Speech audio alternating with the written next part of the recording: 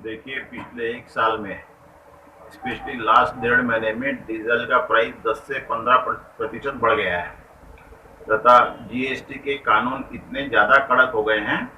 रास्ते में जीएसटी के कारण, टोल टैक्स के कारण और हमारे डीजल का फ्रेट बढ़ने के कारण टोटल वायबिलिटी चेंज हो गई है।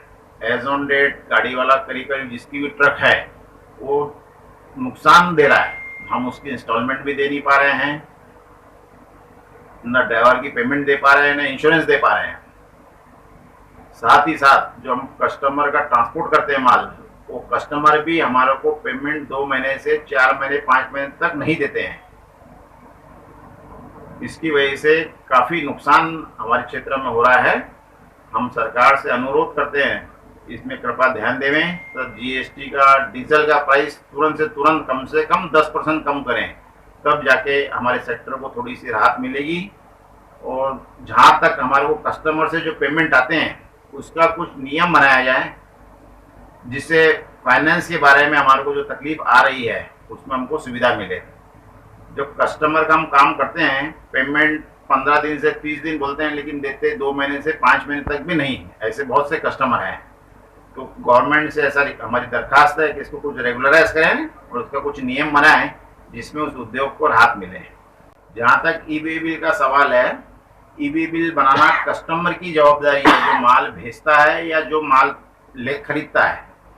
चूंकि सिस्टम में लेकुना होने की वजह से कस्टमर ये अपने ऊपर नहीं रख के ट्रांसपोर्टर के ऊपर थोप देता है कि जी ईबी बिल में अगर कोई गलती पाई गई तो ये ट्रांसपोर्टर का काम है वो उसको देखे, ऐसा कस्टमर बोलता है। जबकि यह सरासर गलत है। जिसका माल है जो भेजता है उसकी पूरी जवाबदारी होनी चाहिए, और उसी ही जवाबदारी है कि वो सही ईबी बिल बनाए और उसको ट्रांसपोर्टर को माल ट्रांसपोर्ट करने के लिए हैंड ओवर करें। कोई भी कारणवश इसमें कोई गलती आती है तो उसका जो खजीनामा है वो बहुत बहुत ज़्यादा फाइनेंशियल प्रॉब्लम देता है हमको। उसकी वजह से गाड़ी रास्ते में खड़ी होती है और काफ़ी नुकसान होता है। संभव जरूर है, लेकिन सरकार का उसमें योगदान काफ़ी महत्वपूर्ण है। आज भी ऐसे कई क्षेत्र हैं जैसे एमपी, छत्तीसगढ़, बाकी जगह 1-2 स्टेट और है जहां बॉर्डर पे आज भी काफ़ी खर्चा लगता है। एक एक ट्रिप के पीछे 1000 2-2 हजार रुपये हमको बॉर्डर पे अनऑफिशियली पे करना पड़ता है, जो कि सरासर नाजायज है। कंप्लेन करने पर इसकी कोई सुनवाई होती नहीं है।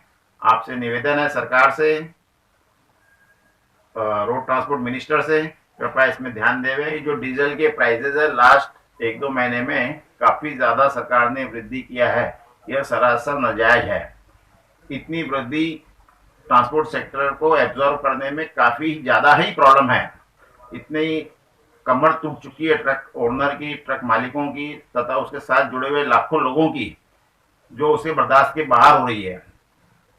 साथ में ये भी देखा गया है, क्योंकि इतनी मार जबरदस्त है, कुछ गाड़ी वाले अपना ट्रक बेचकर वैसा को ही बंद कर रहे हैं, जो कि हमारे एम्प्लॉयमेंट में काफी इफेक्ट करेगा।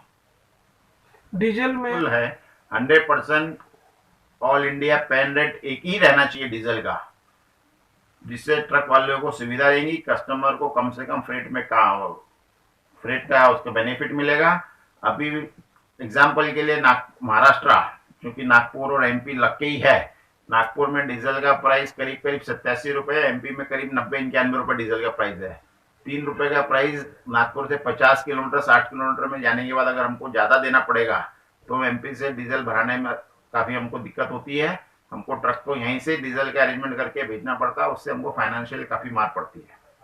जबकि अभी तक कोई पॉजिटिव रिस्पांस आया नहीं है। जहाँ तक कोविड के समय हमारे जो ड्राइवर भाई लोग गांव छोड़ के, जो अपने काम वैसा छोड़ के अपने गांव चले गए थे, आज भी उसमें से 20 से 40% ड्राइवर वापस नहीं आ रहे हैं। एक जो एसोसिएशन को काफी, हमारी ऑल इंडिया ट्रांसपोर्ट एसोसिएशन ने काफी बार सरकार से दरखास्त भी किया है, क्या ट्रक इस वैसे को क्षेत्र को हमको इंटरेस्ट का जो बैंक को हमको इंटरेस्ट जो भरना पड़ता है उसमें हमको 50% मिनिमम रियायत दिया जाए।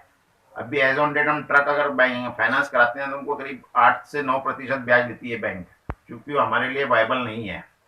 तो सरकार ने इसमें कुछ इंसेंटिव देते हुए 4 से 5% के बीच में हमारे को इस पर इंटरेस्ट लगाना चाहिए, ऐसी हमारी सरकार नहीं। चूंकि फास्टैग का स्कैन की प्रॉब्लम नहीं है, फास्टैग जिसके पास नहीं है उसको कैश में डबल भरना पड़ेगा।